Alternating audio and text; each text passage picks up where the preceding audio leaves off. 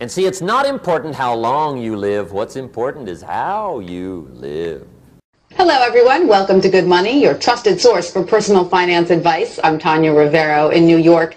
Ever wonder what it would be like to work from home? With advances in technology, more and more people are looking for home-based jobs that could easily give them the flexibility of setting their own hours and perhaps find a better work-life balance.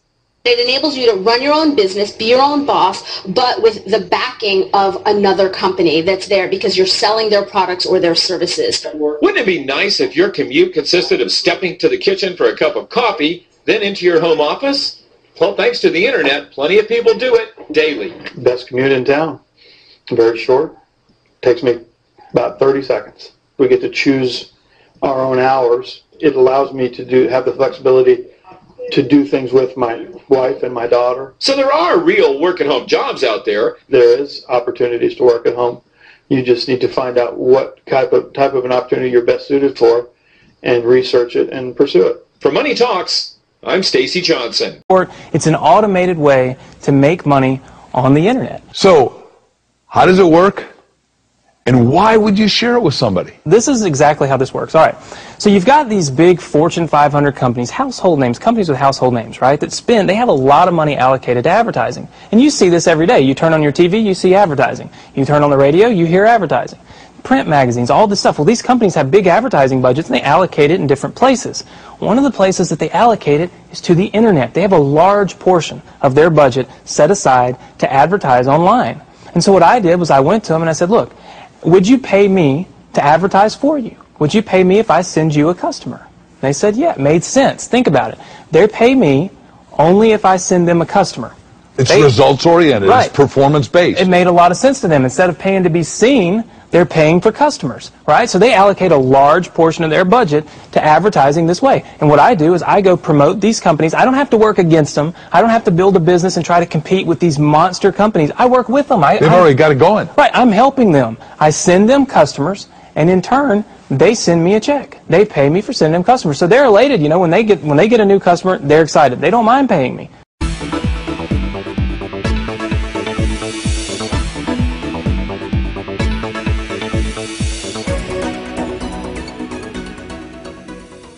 Hi, my name's PJ, and welcome to our short presentation. Have you ever wondered how the rich keep getting richer while broke people stay broke and the middle class seems to be shrinking? Well, this isn't nearly as mysterious as it may appear when you examine the specific differences in how broke people, the middle class, and the rich spend their money. Now, this is such a simple concept, yet so profound, it nearly knocked me out of my chair when I finally understood it.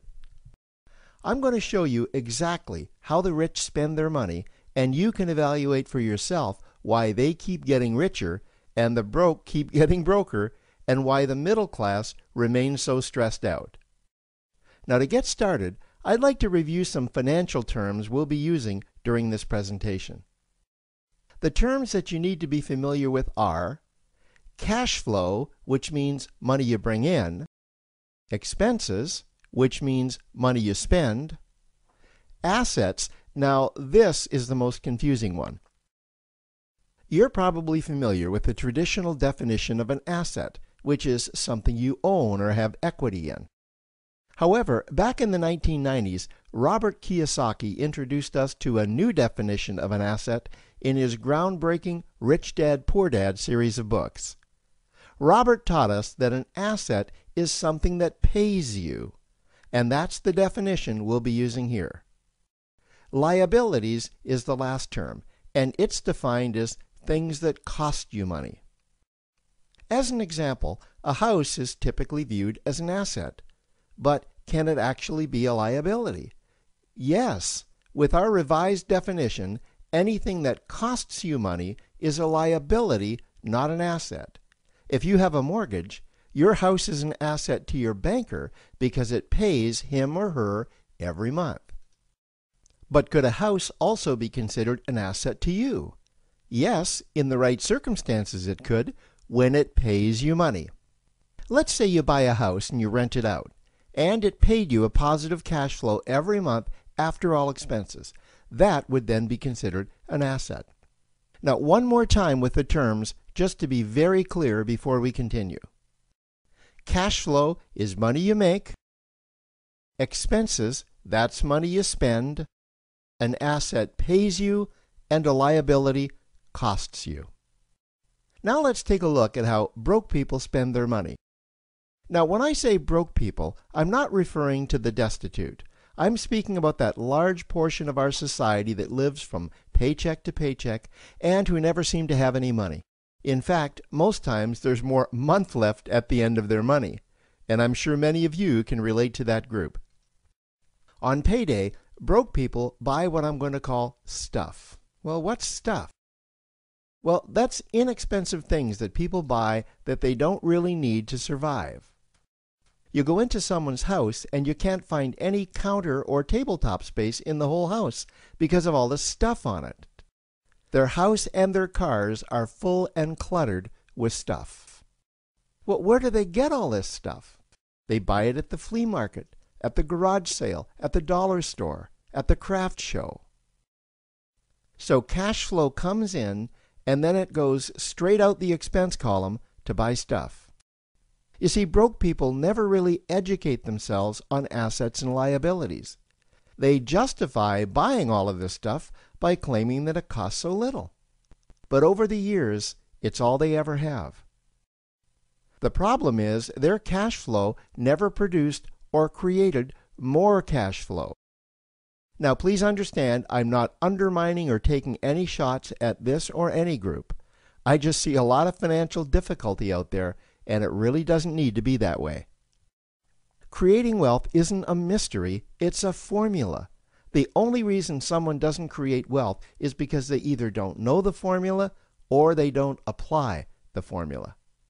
Now let's take a look at the middle class.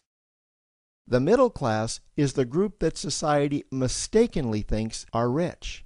They're not. Yes, they typically earn a six-figure income, and many of them appear rich, but it's what they buy with their money that keeps them prisoners of the middle class. What they typically buy are liabilities. Remember the definition of a liability? Things that cost you. By buying liabilities, the money gets pushed up and out their expense column. Liabilities are items like cars, boats, houses, airplanes, credit card debt. Now let's see just how this happens. The middle class gets a nice paycheck, let's say $10,000 for the month. They then split that down the middle and they pay their monthly expenses with half, and with the other half, they make a down payment on a new car. The car costs $5,000 down, and after they add on the insurance and the maintenance, that liability now costs $1,100 new dollars every single month. A few months go by, and they want a boat, then a vacation home, a Rolex watch on their credit card, a vacation on their credit card. And before you know it, their liabilities have raised their expense levels to near or above their income levels. They actually spend equal to or more than they make. Meaning that they have to go to work and make a certain amount of money every single month just to cover their liabilities. The other important issue with both broke people and the middle class is that normally all of their cash flow is dependent on their own effort, meaning that they've educated themselves to exchange their knowledge and expertise for someone's money. Also, the money they earn is usually the highest taxed form of income. Here's an example. An attorney is knowledgeable about law, so people pay him or her in exchange for that knowledge on an hourly basis. The problem here is that if the attorney isn't sharing that knowledge with a client, then the attorney isn't making any money. This causes lots of stress and anxiety in their lives, and if you ever ask them to take an afternoon off to play golf with you, well, they very rarely can because of how much money it'll cost them to take that time off. On the surface, life's pretty good. The reality is that it's a roller coaster ride. That's the middle class. Now, I know this group very well because for a great deal of my adult life, that was me. Now let's take a look at how the rich people spend their money. Rich people acquire assets. Again, an asset is something that pays you. If you want to become rich, buy assets that earn you more money. The money cycle looks like this. Acquire assets that produce cash flow, invest the profits to acquire more assets that produce more cash flow, invest those profits to acquire more assets that produce more cash flow. The rich spend their money and acquire things that produce more money. Here are a few examples of assets that produce more money. Investments are the obvious ones: stocks, bonds, real estate. Education is another asset. If you learn how to do something that produces more money for you and you actually do it, that's buying an asset.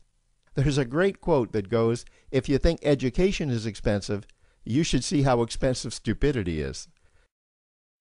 Another example of assets you can acquire that pay you are cash-generating opportunities, especially those opportunities that can create a passive cash flow. Passive meaning that once you build it up, the money continues to flow whether you're still building it or not. Here's a small example.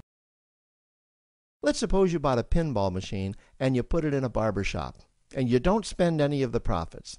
You save them until you can buy another pinball machine and put it in another barber shop.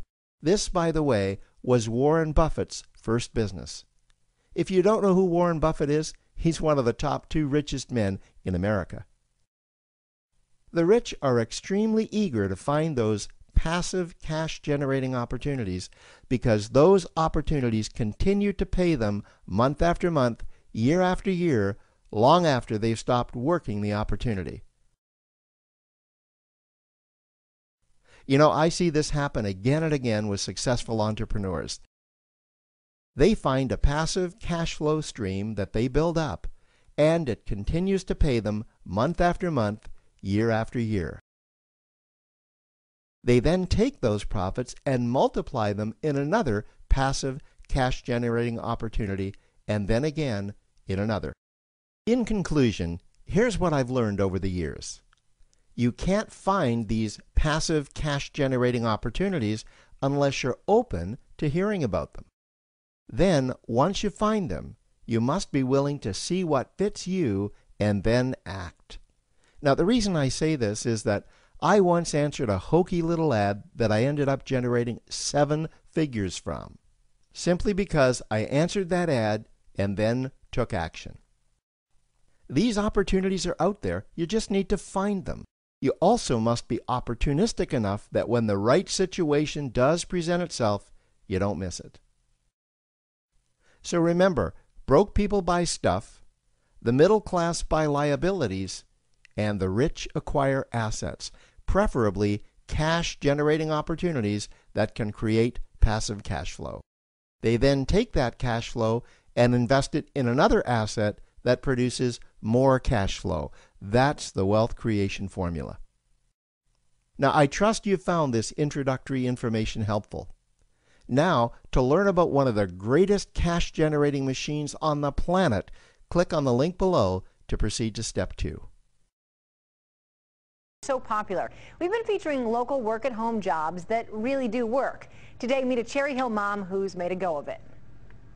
I worked in television for years. I started out at NBC 10. And from production assistant at NBC 10, Patty Feeney went on to full-time work as a producer at Banyan Productions.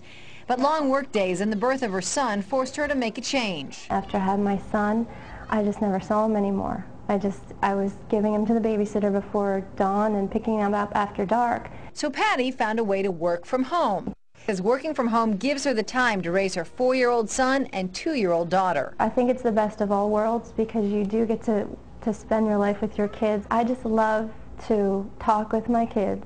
I love to see them develop. Advice for other moms who want to get into a work-at-home business? Research and just take a look and keep your mind open to find a different opportunity.